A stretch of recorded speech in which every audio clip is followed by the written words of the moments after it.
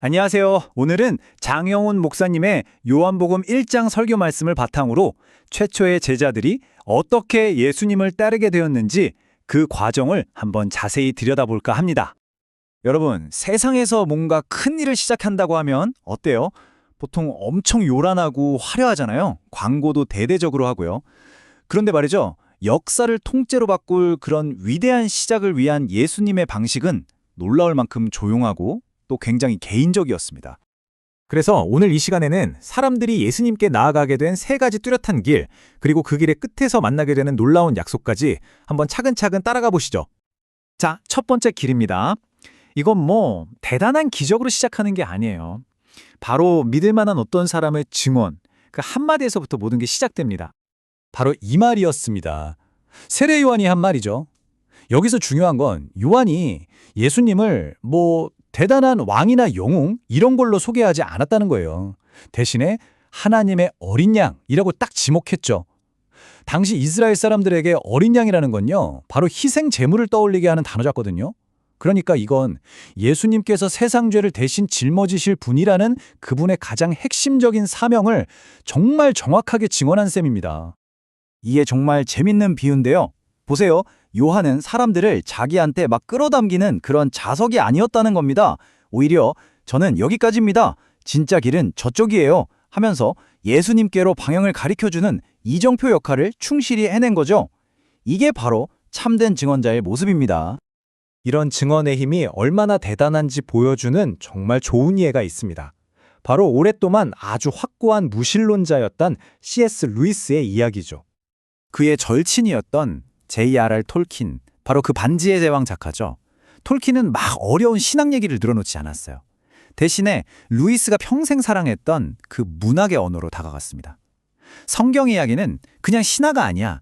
인류가 마음속 깊이 갈망해왔던 그 모든 신화가 역사 속에서 실제로 일어난 단 하나의 참된 신화야. 이렇게 말해준 거죠.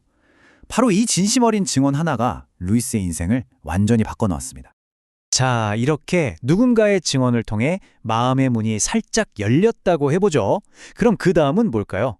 맞습니다. 바로 개인적인 경험입니다. 열린 문으로 직접 걸어 들어가 보는 거죠. 이게 바로 예수님께서 자신을 따르기 시작한 사람들에게 던진 첫 질문이었습니다. 무엇을 구하느냐? 이건 단순히 필요한 거 있어? 정도의 질문이 아니에요. 네 영혼이 진짜로 원하는 게 뭐야? 네 인생의 궁극적인 목적이 뭐야? 하고 아주 근원적인 질문을 던지신 거죠. 예수님의 대답은요, 정말 단순하면서도 깊이가 있습니다. 와서 보라. 자, 앉아서 들어봐라, 내가 설명해 줄게. 이게 아니었어요.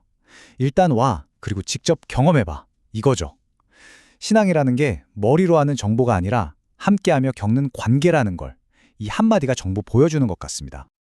그리고 그 와서 보라는 초대에 응했을 때 어떤 일이 일어나는지 한번 보세요. 정말 놀랍습니다. 예수님은 시몬을 보실 때 막 흔들리고 실수투성이인 지금의 모습만 보신 게 아니에요. 그 안에 감춰진 미래의 가능성, 그 단단한 반석 같은 모습을 보신 거죠.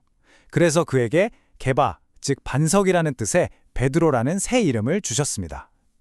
보세요. 예수님과의 만남은 이렇게 나라는 사람의 정의를 완전히 새로 써 내려갑니다. 자, 이제 세 번째 길입니다.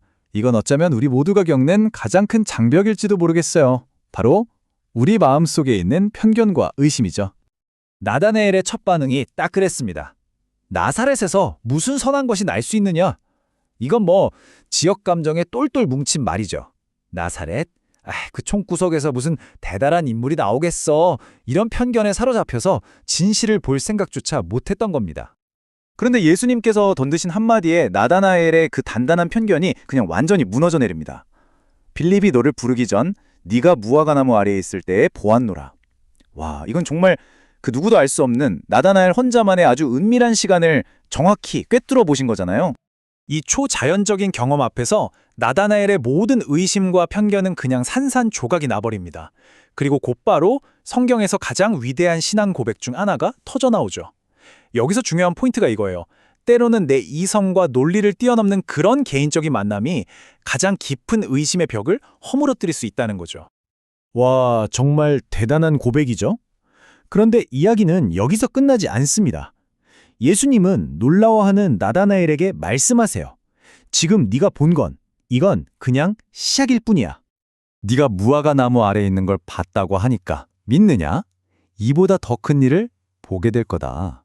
아니, 방금 그 놀라운 경험보다 더 큰 일이 있다고요? 도대체 그게 뭘까요? 이 더 큰 일은 바로 구약 성경에 나오는 야곱의 사다리 환상을 떠올리게 합니다. 예수님은 말씀하시는 거예요. 내가 바로 그 사다리다. 하늘과 땅을 잇고 죄인인 인간이 하나님께 나아갈 수 있는 유일한 통로, 살아있는 사다리가 바로 나다. 이걸 보여주시겠다는 거죠. 이게 바로 궁극적인 영광입니다. 이 더 큰 일이 무엇인지 아주 잘 보여주는 일화가 하나 있습니다. 마취제 클로로포름을 발견한 세계적인 의사 제임스 심슨의 이야기인데요.